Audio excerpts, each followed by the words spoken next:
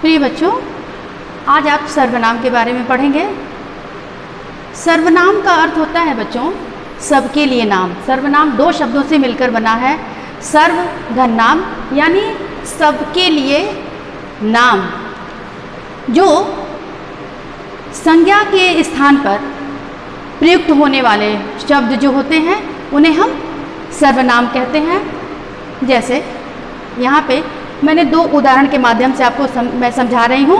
पहला है, साक्षी ने कहा कि साक्षी कल विद्यालय नहीं जाएगी क्योंकि साक्षी को हिमाचल जाना है। साक्षी की चाची को देखने हिमाचल जा रही है।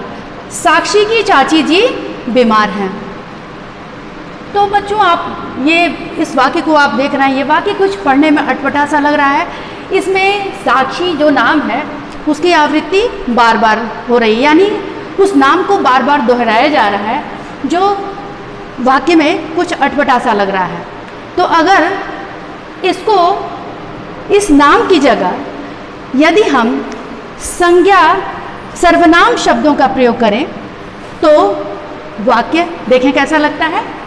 साक्षी ने कहा कि वह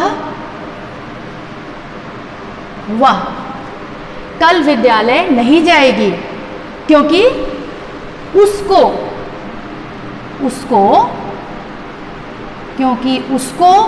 हिमाचल जाना है। साक्षी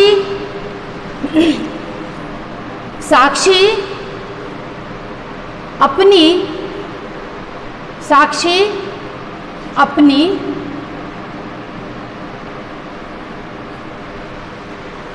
चाची को देखने हिमाचल जा रही है। वह यहाँ पर हो जाएगा वह अपनी चाची को देखने हिमाचल जा रही है। साक्षी की चाची जी बीमार हैं। क्योंकि उसकी चाची जी बीमार हैं। तो इन सर्वनाम शब्दों के प्रयोग से भाषा क्या हो गई, ये वाक्य क्या हो गया, प्रवाहपूर्ण लग रहा है और सुंदर हो गया। दूसरा उदाहरण है, एक कविता है जिसमें सर्वनाम शब्दों का प्रयोग किया गया है। एक गधे ने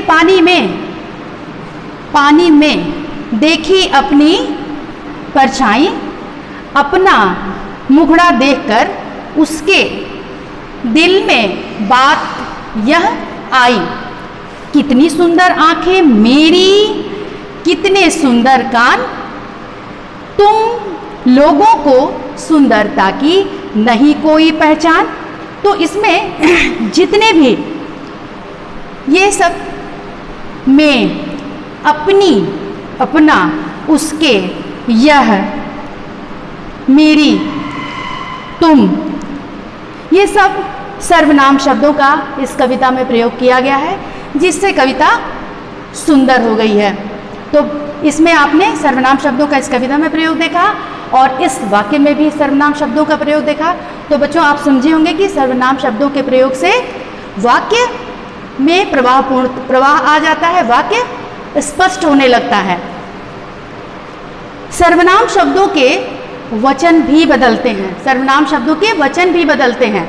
जैसे मैं, मेरा, मुझे, मैंने, इसका बहुवचन क्या होगा, हम, हमारा, हमें, हमने। तू, तेरा, तूने, तो इसका क्या होगा बहुवचन, तुम, तुम्हारा, तुमने। यह, इसको, इसे, इससे, तो इसका होगा ये, इनका, इन्हें, इन्होंने। वह, उसका, उसे, उसने, तो इसका होगा वे, उनका, उन्हें, उन्होंने। कोई, जिसे, किसका, कोई की जगह पर हो जाएगा किन्हें, जिसे, जिन्हें, और किसका की जगह पे क्या हो जाएगा, किनका। तो सर्वनाम शब्दों के भी वचन बदलते हैं। आपने देखा सर्वनाम के 6 भेद होते हैं। पहला होता है पुरुषवाचक सर्वनाम, पुरुषवाचक सर्वनाम, निश्चयवाचक सर्वनाम, अनिश्चयवाचक सर्वनाम, प्रश्नवाचक सर्वनाम और संबंधवाचक सर्वनाम और निजवाचक सर्वनाम। तो पहला है पुरुषवाचक सर्वनाम। पुरुषवाचक सर्वनाम के 3 भेद होते हैं। पहला होता है उत्तम पुरुष, दूसरा होता है मध्यम पुरुष और तीसरा होता है अन्य पुरुष। उत्तम पुरुष यानी वक्ता, बोलने वाला, जैसे मैं बोल के आपको पढ़ा रही हूँ, बोलने वाला।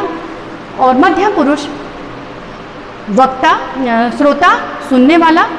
और अन्य जिसके बारे में, अन्य तीसरे के बारे में जिसके बारे में बात हो रही है। ठीक है। तो उत्तम पुरुष यानी मैं,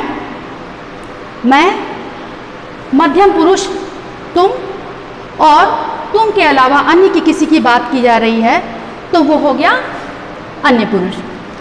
निश्चयवाचक सर्वनाम उसे कहते हैं जो निश्चित होता है, जैसे कि यह निश्चय है कि यह पेंसिल मेरी है, यह किसी और की नहीं है, एकदम निश्चित है कि यह पेंसिल मेरी है, यह बॉक्स भी मेरा है। तो यह क्या हो गया? यह निश्चयवाचक सर्वनाम। अनिश्चयवाचक सर्वनाम, जहाँ कोई निश्चितता नहीं रहती है वहाँ होता है अनिश्चयवाचक सर्वनाम। जैसे दूध में कुछ पड़ा है, दूध में कुछ पड़ा तो है लेकिन क्या पड़ा है ये समझ में नहीं आ रहा है। दूध में कुछ पड़ा है। गेट पे आवाज़ होती है, कोई आता है तो आप कहते हैं कोई आ रहा है, यानी कमरे में से बैठे बैठे आपको पता नहीं, आपने देखा नहीं है, लेकिन आपको लगता है कि कोई आ रहा है, यानी निश्चित नहीं है कि वो है कौन। तो ये क्या हो, ये क्या है? अनिश्चयवाचक सर्वनाम। जहाँ निश्चय न हो उसे बोलते हैं अनिश्चयवाचक सर्वनाम। प्रश्नवाचक सर्वनाम, जहाँ पर प्रश्न पूछा जाए, प्रश्न किया जाए, वह होता है प्रश्नवाचक सर्वनाम। जैसे आप कहाँ जा रहे हैं? आप कहाँ जा रहे हैं? क्या तुमने अपना काम किया? ये हो गया प्रश्नवाचक सर्वनाम। जैसे फ़ोन पे हम बात करते हैं तो हम पूछते हैं ना, आपको किससे बात करनी है? तो ये क्या है? प्रश्नवाचक सर्वनाम है ये। संबंधवाचक सर्वनाम, दो वाक्यों को आपस में जोड़ा जाता है जिससे उसे हम संबंधवाचक सर्वनाम कहते हैं। जैसे कि जिसकी लाठी, जिन शब्दों से हम दो वाक्यों को जोड़ रहे हैं उसे संबंधवाचक सर्वनाम कहते हैं। जैसे जिसकी लाठी उसकी भैंस, या जिसकी और उसकी, यहाँ संबंधवाचक सर्वनाम का प्रयोग हुआ है। जो जैसा करेगा वैसा भरेगा, जैसा और वैसा ये संबंधवाचक सर्वनाम है। जैसी करनी वैसी भरनी। तो ये हो गया आपका संबंधवाचक सर्वनाम। अगला है निजवाचक सर्वनाम। निज मतलब होता है स्वयं से, खुद के लिए, इसका अर्थ होता है।